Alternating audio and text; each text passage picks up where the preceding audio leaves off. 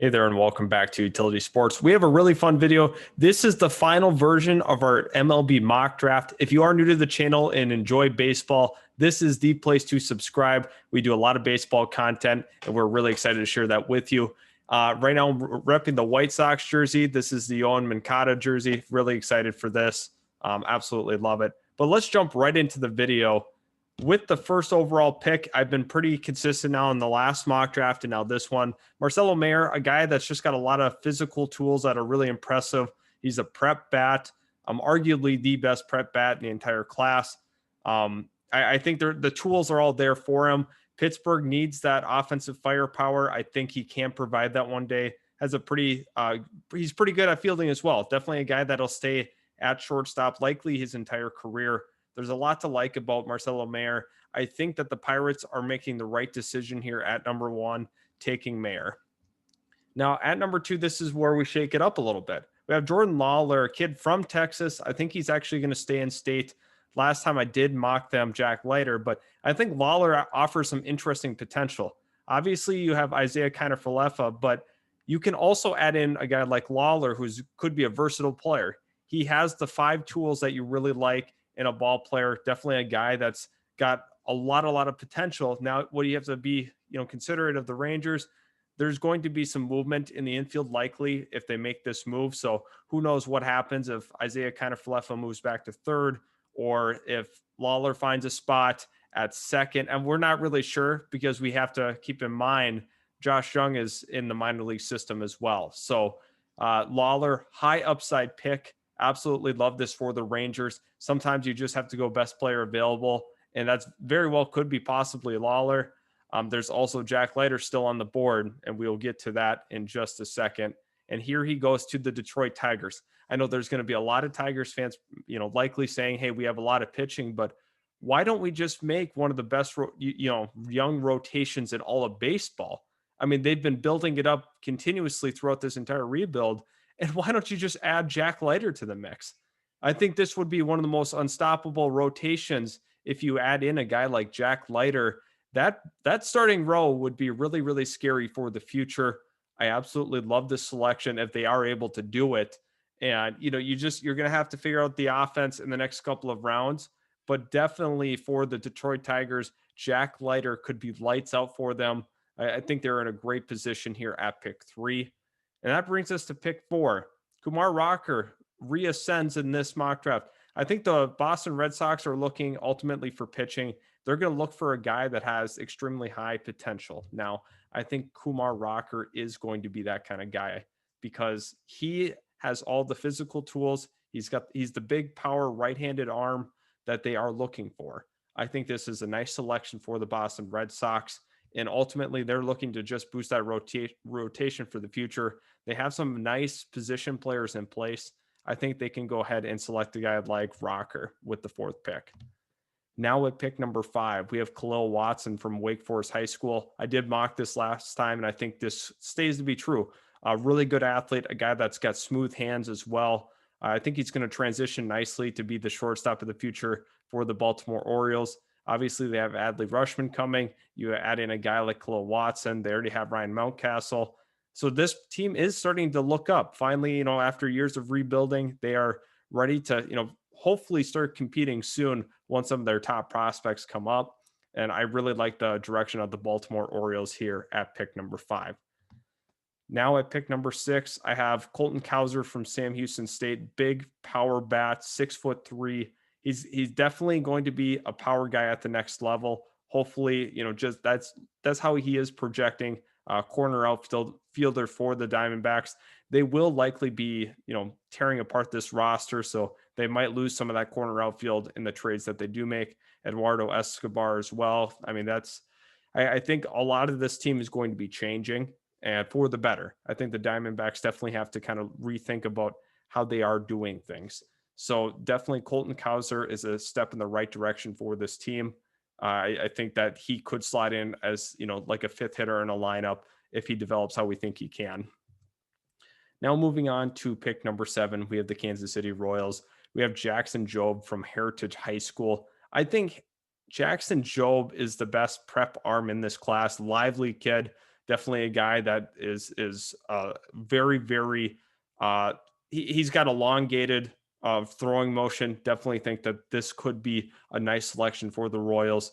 For Kansas City, it makes sense because they are trying to build out that rotation. They have, once again, some of those nice position players in place. Want to ensure that they keep adding pitching. Jackson Jobe is a very high upside guy. I think they're getting a really nice player here at number 7.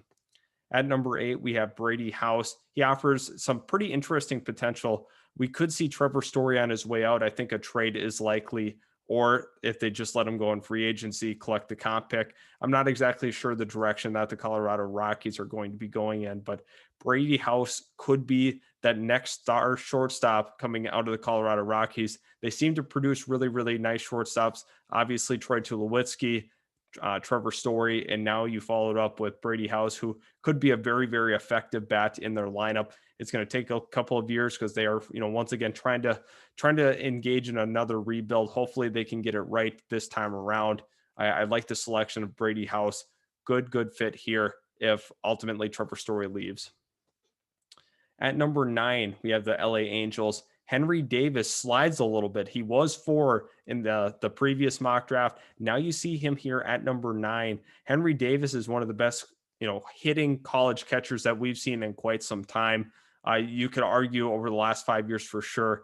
Definitely. Well, I have to say that it's kind of tough. There's a couple of that's a little bit of a bold statement, but I think for sure the last 2 years for sure, Henry Davis is a very quality bat. He's one of the best bats in the entire class as well. Definitely a guy that you can take a chance on. I think defensively, he is going to stick at the next level.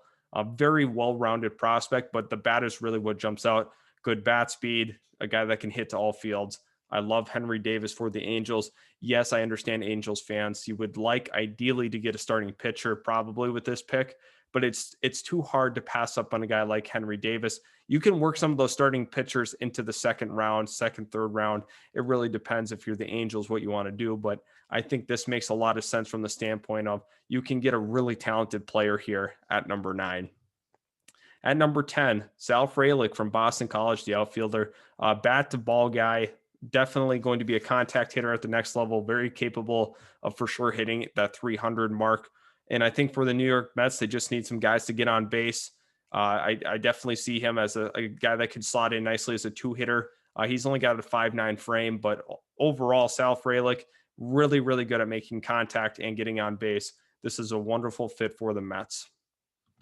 Now we're here at number 11. We have the Washington Nationals. I have Sam Bachman going, another right-handed arm from Miami of Ohio. For the Nationals, I think they have some things to consider. I talked about this last video. Max Scherzer, we have no idea what his future holds with the Washington Nationals.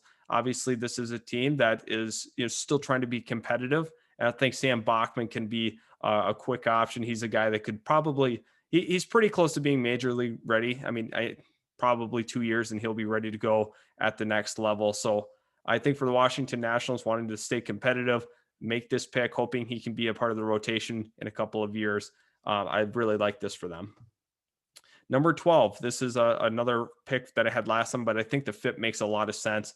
I have Jordan Wicks from the left-handed pitcher from Kansas State. Definitely the best left-handed arm in the class, and I think they're going to prioritize that here in Seattle. Seattle definitely has some of the hitters in place for the future. Obviously, you have guys like Kelnick and Julio Rodriguez that are in place currently. So I'd like this for the Seattle Mariners. You get a nice left-handed arm, a guy that can really pick the corners, and he has a nice mix of pitches as well. So at number 12, that's pretty good value here, Jordan Wicks. At number 13, I have right-handed pitcher Ty Madden from Texas. I think the Phillies, once again, are going to be trying to establish a rotations, especially 3 through 5. You're going to really hope to build that in. Ty Madden could slot in as a 3 potentially at the next level. I think he has that kind of potential. He's definitely been working on his body more as well, and we've seen improvement in production because of that. So at 13, I think they feel pretty comfortable with having a guy like Ty Madden go. Now at number 14, we have the San Francisco Giants. And then they've been really surprising a lot of people. Ryan Cusick from Wake Forest, one of those lankier guys, definitely has an interesting stride to home. But I think for the San Francisco Giants, they've got some really nice production out of their pitchers this year. They've been pretty consistent as a whole. Cusick would slot in very nicely. This is a guy that's, once again, I feel is pretty close to the major league level. It's not going to take him too long to navigate his way through the minors. I think this is a good pick for them at 14. Now we have number 15. This is another pick that I think makes a lot of sense. Bubba Chandler. Now we don't know what he's going to be. Is he going to be a right-handed pitcher or a shortstop? I think that he can do both at the next level, but I don't think he can sustain it throughout the entire minor leagues. He's got to pick. I think either way he goes down, I think he's going to be an effective player for the Brewers. Brewers are just looking for some versatility. I think he offers some really interesting upside as a whole. I don't know if he has the capability of being a true two-way guy, but he has some flexibility and options for the Brewers. He's an athletic guy. I think they would be willing to take that at 15. Now at 16, we have the Miami Marlins, Adrian Del Castillo from the University of Miami. So this is really interesting fit. We don't really know with Jorge Alfaro if that is going to be what they go with in the future. I think he is a talented catcher for sure. I'm not sure what the Marlins are planning on doing with Alfaro, but there is a little bit of uncertainty there. He's played, he's had ups and downs in Miami for sure, but I really like the idea of Adrian Del Castillo coming in and being hopefully that franchise catcher for them. The Marlins have a lot to figure out. They're going to have to definitely look at the trading deadline and see what they are. And, whether that means Alfaro is traded or whoever else could be in the mix. Obviously, Starling Marte's name's been thrown out there. Miguel Rojas. There's a number of guys that could be traded from this organization just because they've not lived up to expectations, mainly due to injury. At 17, we have the Cincinnati Reds. I think Matt McLain, another bat to ball kind of guy.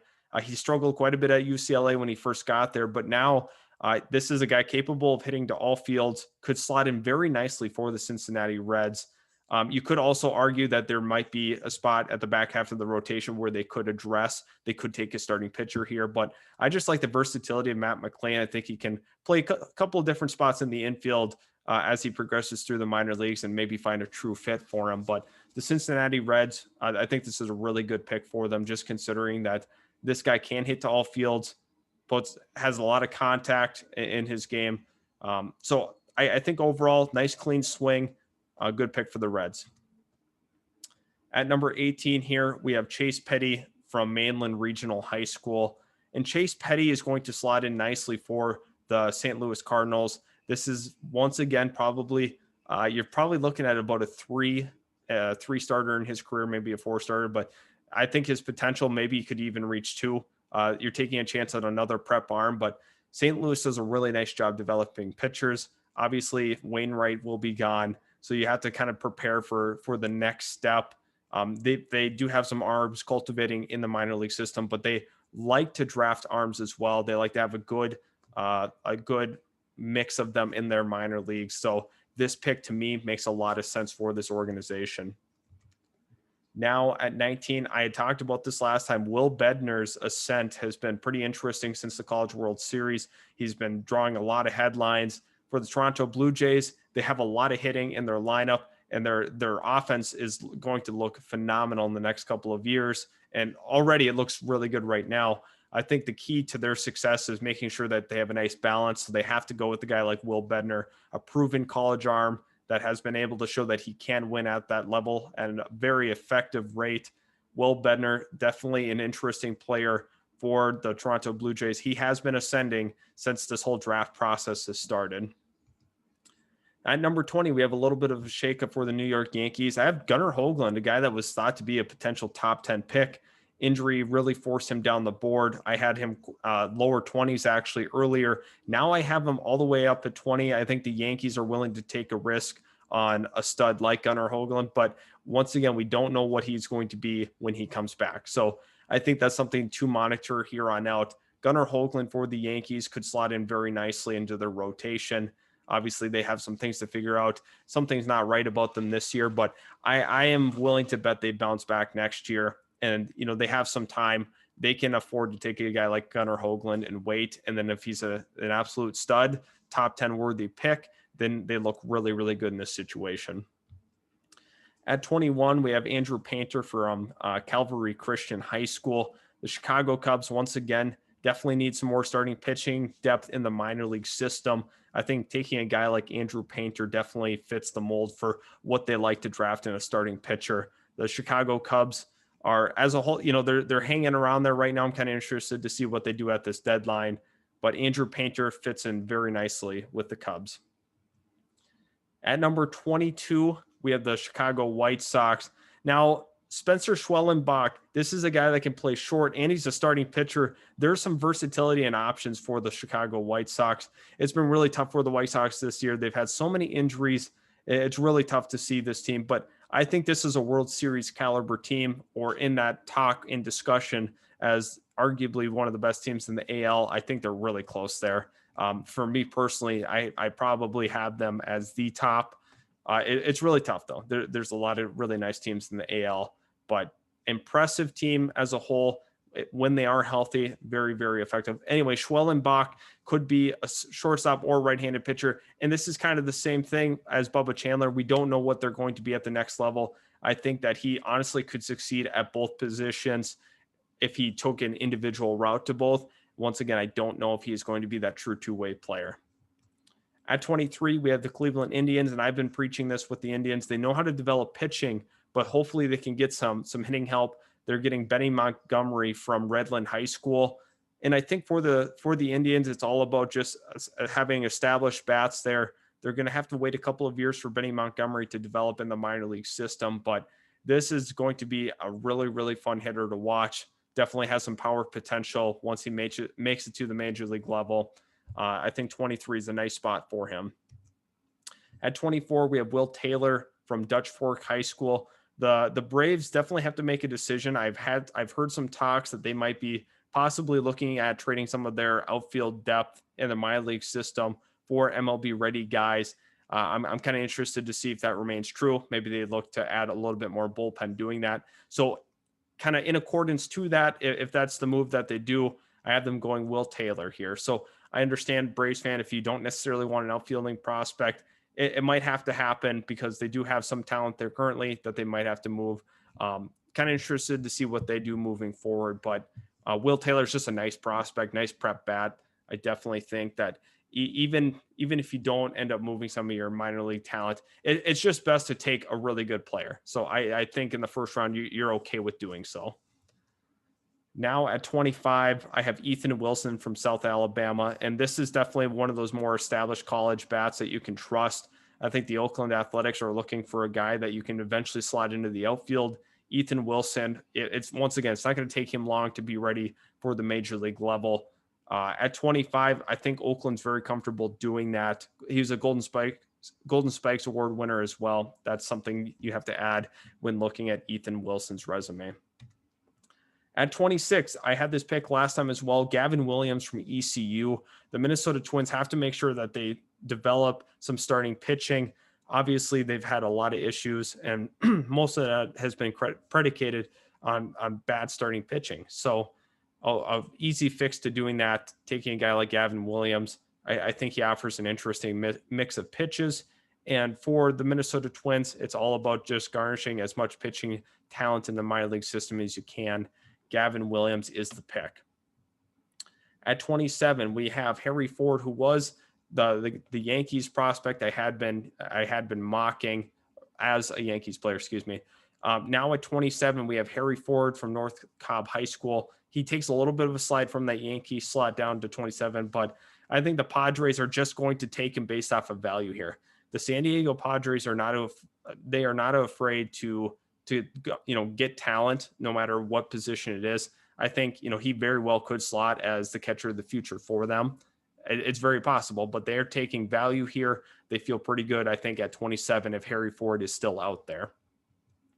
At 28, we have a little bit of a change up. We have Jayden Hill from LSU, a guy that has really developed at his time down at LSU. Definitely could be a power arm. I'm not exactly sure, what the Rays are going to plan to do with him. If they want to, make him a long-term starting pitcher, it really depends. The Rays are really creative with pitching, but I think they're going to notice the upside with Jayden Hill and they will obviously maximize that. The Tampa Bay Rays are one of the best organizations at developing starting pitching talent or pitching talent in general. I think they're going to be kind of drooling when they see Jayden Hill's name there at 28. And then finally, at pick 29, we have the LA Dodgers. We have Michael McGreevy from UC Santa Barbara. I think this is an interesting pick for the Dodgers. They like to also have some good pitching depth at that minor league system. They're always looking to acquire more starting pitching, and that's why they're so effective as well. They always have some arms ready to go. I think this McGreevy could be an interesting project for the Dodgers. I think he slots in very nicely at the back half of that rotation one day. I don't think, once again, I don't think it's going to take super long for McGreevy to make his way through the system. I want to say thank you for everybody that's tuned into our video. Leave a like if you did enjoy it. Also, hit that subscribe button if you are new to our content. We're posting a lot of baseball stuff this time of year. So thank you so much for tuning in, and I can't wait to see you guys in our next video.